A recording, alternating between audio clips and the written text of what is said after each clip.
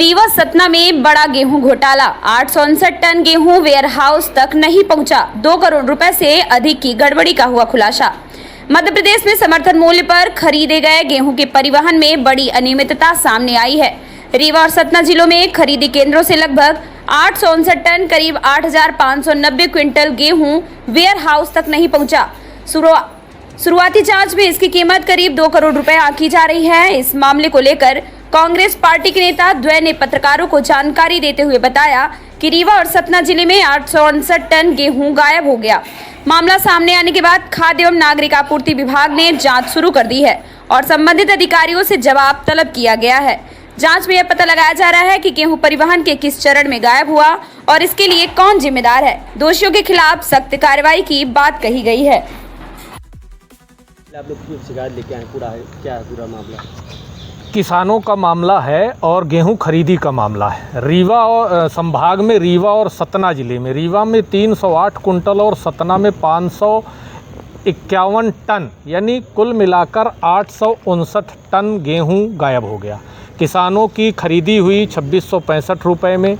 किसानों ने समितियों में या गेहूं खरीदी केंद्रों में जाकर अपना गेहूं बेचा और गेहूं वेयर हाउस तक नहीं पहुंचा।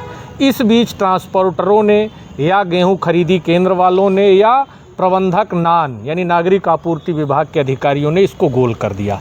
ये आरोप नहीं है, क्योंकि खाद्य मंत्री गोविंद राजपूत जी ने खुद स्वीकार किया है और कुछ दिन पहले आप लोगों ने खबर देखी होगी कि इस जो समर्थन मूल्य पर गेहूं खरीदी होता है उस पर 40 से 50% मिट्टी मिलाकर रखा जा रहा था।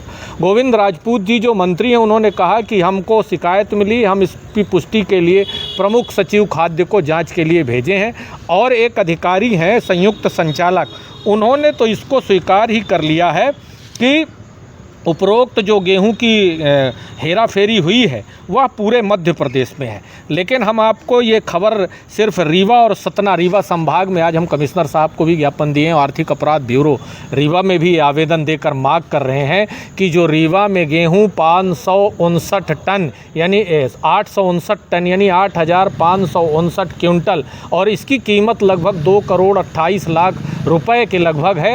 ये गेहूं गया कहाँ? यदि किसान बेच कर जाता है, आप वेयर हाउस तक नहीं पहुंचाते हो, ट्रांसपोर्टर खा लेते हैं, कौन खाता है इसको? कहाँ भ्रष्टाचार है? और जब किसान अपना गेहूं बेच कर जाएगा, पिछले 2 वर्षों से रीवा के अंदर धान के पेमेंट नहीं हुए।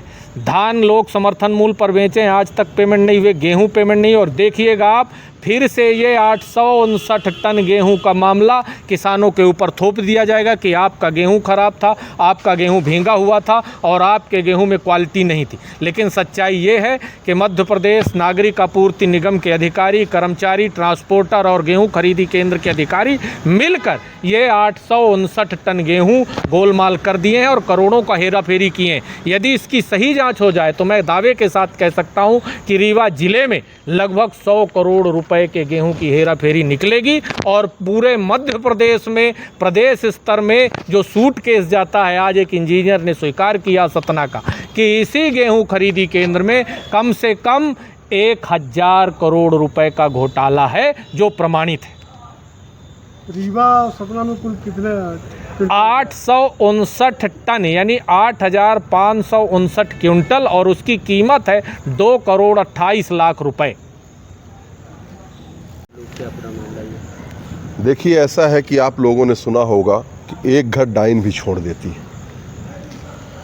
मध्य प्रदेश को किसान कर्मठ पुरस्कार मिलता है और आज मध्य प्रदेश का ही पूर्व मुख्यमंत्री देश का कृषि मंत्री, और जब किसानों के साथ इस प्रकार का अन्याय होता है तो मैं तो यही कहूँगा कि जब राम को नहीं छोड़ा तो किसानों को क्या छोड़ेंगे। पर हम विपक्ष में बैठे इसलिए नहीं, ये सरकार का अधिकारी जो खाद्य विभाग के संयुक्त संचालक हैं एस परमार जी, उन्होंने खुद स्वीकार किया है कि मध्य प्रदेश के इन जिलों में इतने टन गेहूं खरीदी केंद्र से लेकर के वेयर हाउस तक नहीं पहुंचा। मेरा सवाल सीधा है कि रीवा में 308 टन और सतना में 551 टन खरीदी केंद्र से जो गेहूं चला तो क्या राजेंद्र शुक्ला जी के वेयर हाउस में पहुँच गया? सतना से जो गेहूं चला तो क्या गणेश सिंह के वेयर हाउस में पहुँच गया? किसानों को आप उनका जो उचित मूल्य है वो दे नहीं पा रहे, और इसके बदले में आप क्या कर रहे हो? हमारे किसानों के साथ जो ये धोखा है, ये अन्याय है, ये पाप है, और इस पाप की सज़ा अन्नदाता किसान होता है।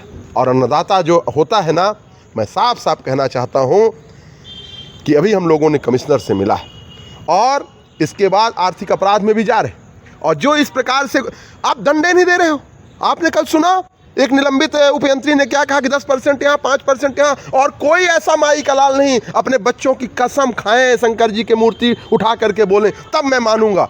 पूरा का पूरा इस मध्य प्रदेश को शिष्टाचार के नाम में भ्रष्टाचार रूपी मध्य प्रदेश बना दिया। कौन है इसका जिम्मेदार? मीठ मीठ गप गप कड़ू कड़ू थू नहीं चलेगा। राजेंद्र शुक्ला को चूंकि रीवा संभाग के वो उप मुख्यमंत्री यहाँ पूरे मध्य प्रदेश के हैं और यहाँ उनका वर्चस्व है, तो ये जिम्मेदारी उनको लेना पड़ेगा। और पर्ची वाला मोहन यादव का कहना ही क्या, वो तो आपने देखा ही है कि जब मध्य प्रदेश का मुख्यमंत्री जमीन घोटाले में है, पर हम ये लड़ाई आपके माध्यम से जनता के बीच में लेके जा रहे हैं कि अब जनता जानो और जागो और इन अत्याचारियों और अनाचारियों को इनके पदों से विस्थापित करो।